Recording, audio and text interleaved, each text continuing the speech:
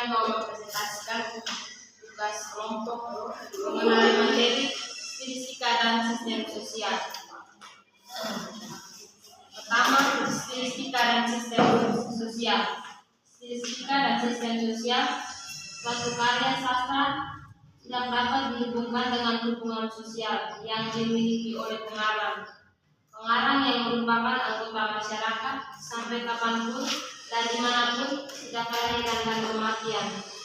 Kondisi eksistensial tersebut kemudian diperlukan dalam satu proses kreativitas. Masyarakat yang merupakan tempat sesungguhnya bagi pengarang, di dalamnya digali keseluruhan aspek karya untuk membangun sebuah dunia yang lain, dunia karya, sehingga karya sastra sangat ditentukan oleh masyarakat. Gaya bahasa dalam karya sastra tidak hanya berasal dari dalam diri pengarang, melainkan juga digali melalui kompetensi dalam masyarakat. Keberadaan pengarang juga selalu berkaitan dengan masa lampaunya, tidak lepas dari masyarakat yang kemudian membentuk kehidupannya, kompetensinya dalam bahasa, termasuk gaya bahasa secara keseluruhan. Gaya bahasa pada dasarnya menampilkan bahasa sebagaimana yang digunakan baik dalam karya sastra maupun dalam kehidupan sehari-hari. Jadi, gaya bahasa merupakan suatu cara pengungkapan yang digunakan oleh pengarang dalam hubungan dengan keberadaan pengarang dalam masyarakat tertentu. Yang kedua, stilistika dan karya seni yang lain. Berbicara mengenai karya sastra, baik manfaat maupun hakikatnya, khususnya ciri-ciri estetika, termasuk unsur stilistika, tidak dapat dipisahkan dengan karya seni yang lain. Karena di satu pihak karya sastra hanyalah satu bagian dari karya seni, dan di pihak lain karya seni itu merupakan bagian dari kebudayaan secara keseluruhan. Jadi karya sastra dan karya seni lain berbagai masalah yang sama, seperti masalah kehidupan manusia, khususnya kehidupan rohani, tetapi menggunakan medium dan cara perwujudan yang berbeda. Dikaitkan dengan hakikatnya karya seni,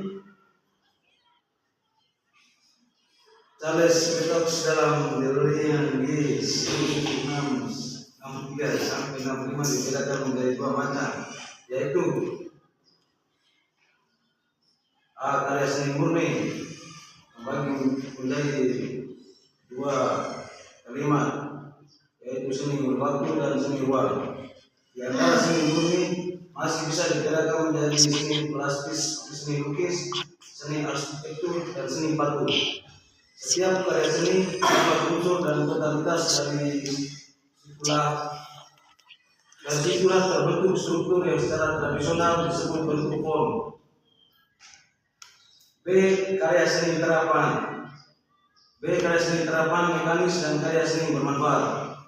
Di antara karya seni yang lain, ciri khas karya sastra adalah penggunaan unsur bahasanya.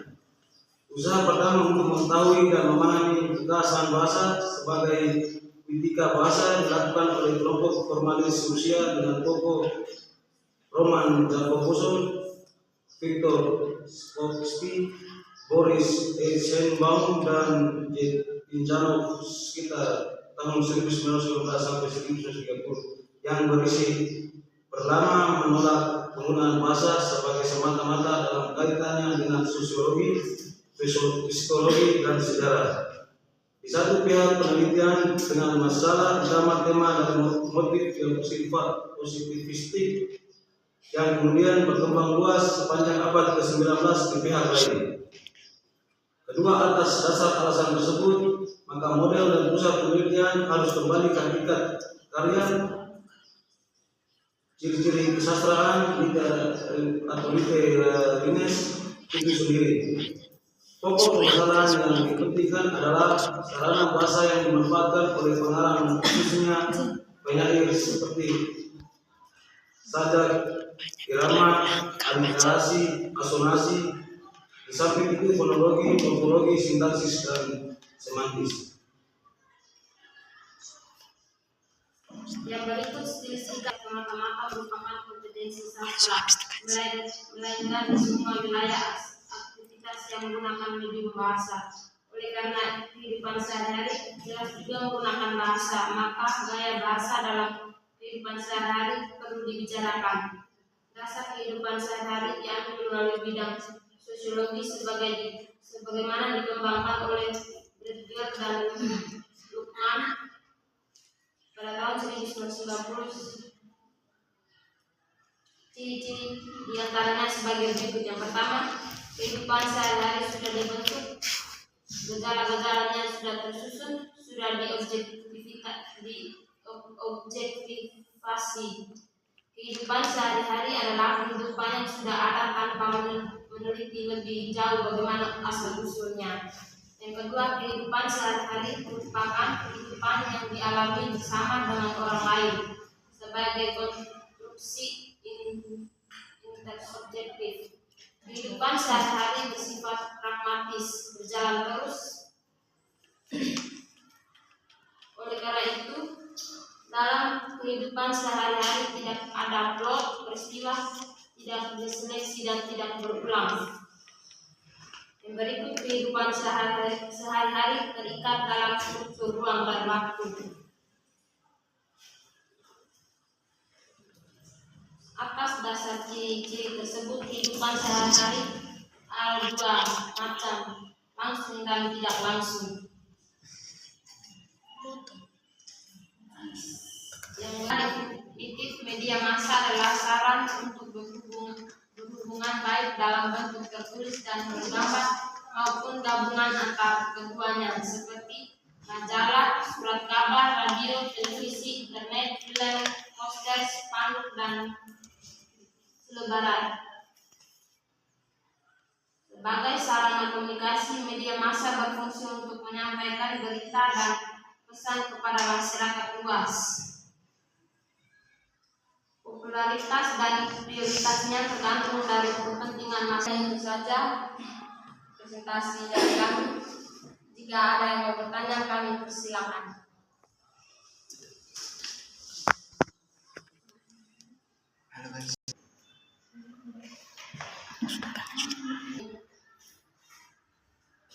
Terima kasih atas kesempatan yang diberikan. Di sini saya mau bertanya, coba menjelaskan hubungan antara stilistika dengan sistem sosial dan hubungan antara stilistika dengan sistem sosial itu hubungan yang mana? Baik, terima kasih atas waktu dan kesempatan yang diberikan. Di sini saya mau bertanya di bagian stilistika dalam karya seni yang lain. Di sini teman sudah menjelaskan stilistika dalam karya seni yang lain dibagi menjadi dua. Yang pertama karya seni murni, yang kedua karya seni terapan. Pertanyaan saya, teman tolong jelaskan di bagian pertama itu seni waktu dan juga jelaskan di bagian seni ruang itu seperti apa.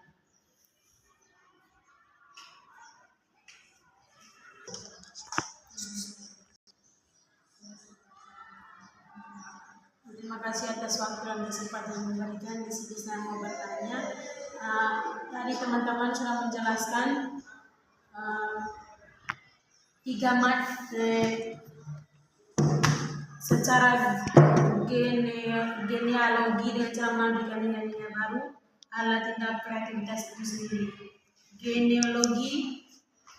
Genealogi tidak didasarkan atas aturan yang sudah ada, tetapi justru melalui formula yang diproduksi. Di bawahnya, untuk melihat gaya dan pengertian yang lebih umum, bukan semata-mata wilayah seni, perlu diikuti pendapat Haji Joluanoa yang membedakan gaya menjadi tiga macam. Teman-teman jelaskan tiga macam gaya tersebut. Yang pertama, gaya sebagai bentuk khusus pemakaian bahasa. Jelaskan tiga macam yang membedakan gaya. Yang pertama, gaya sebagai bentuk khusus pemakaian bahasa. Yang kedua, gaya sebagai pemilik kekuatan arsitek. Yang ketiga, gaya sebagai cara pemakaian yang khas dan memiliki daya arsitek yang sekaligus muncul dari masyarakat. Jadi jelaskan ketiga-tiganya. Ada pertanyaan dari teman Ian mengenai hubungan stilistika dan sistem sosial dan contohnya. Hubungan sistem sosial dan stilistika. Pertama, refleksi identitas sosial. Gaya bahasa seseorang sering mencerminkan identitas sosial seperti latar belakang budaya, kelas sosial, pendidikan, dan kelompok sosial, misalnya penggunaan dialek. Yang kedua, pembentukan dan penguasaan hubungan sosial. Gaya bahasa dapat digunakan untuk membangun atau memperkuat hubungan sosial, misalnya penggunaan bahasa formal atau informal dalam komunikasi bisa menunjukkan tingkat kedekatan atau hierarki antar pembicara dan pendengar. Yang ketiga, dinamika kekuasaan dan status dapat mencerminkan dan memperkuat dinamika kekuasaan dan status dalam hubungan sosial. Penggunaan bahasa yang sopan atau penuh hormat bisa mencerminkan penghargaan terhadap status sosial yang lebih tinggi, sementara penggunaan bahasa yang kurang sopan atau slang bisa menunjukkan egalitarianisme atau kedekatan.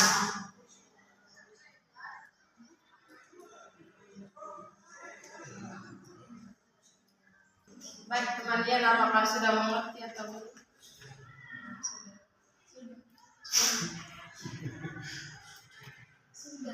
Sudah ya? Saya akan menjawab dari teman Injis mengenai tentang menjelaskan seni waktu dan seni ruang.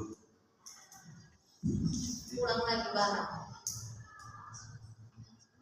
Baik, di sini saya akan menjawab pertanyaan dari saudari Angel mengenai tentang penjelasan seni waktu dan seni ruang. Di sini mengenai seni waktu, yang dimaksud dengan seni waktu adalah bentuk seni yang keberadaannya dan apresiasinya terkait erat dengan unsur waktu. Ini berarti karya seni ini berkembang dan dialami seiring berjalannya waktu. Contoh seperti seni waktu contohnya seperti musik, teater, tari, dan film. Kedua, seni ruang. Seni ruang adalah bentuk seni yang keberadaannya terutama berkaitan dengan penempatan dan pengalamannya dalam ruang fisik. Penikmat seni ini dapat mengalaminya secara simultan tanpa keterkaitan waktu tertentu. Contoh seni ruang, lukisan, patung, arsitektur, instalasi seni. Baik teman ini, apakah sudah pas? Saudari Oni, saya akan menjawab pertanyaan dari Oni tentang menjelaskan gaya sebagai bentuk, gaya sebagai kekuatan, dan gaya sebagai pemakaian. Gaya sebagai bentuk itu merupakan karakteristik visual dan desain. Sedangkan gaya sebagai kekuatan itu adalah dorongan atau taringan fisik yang mempengaruhi gerak dan perubahan. Dan gaya sebagai pemakaian adalah cara penggunaan bahasa atau ekspresi untuk mencapai efek tertentu.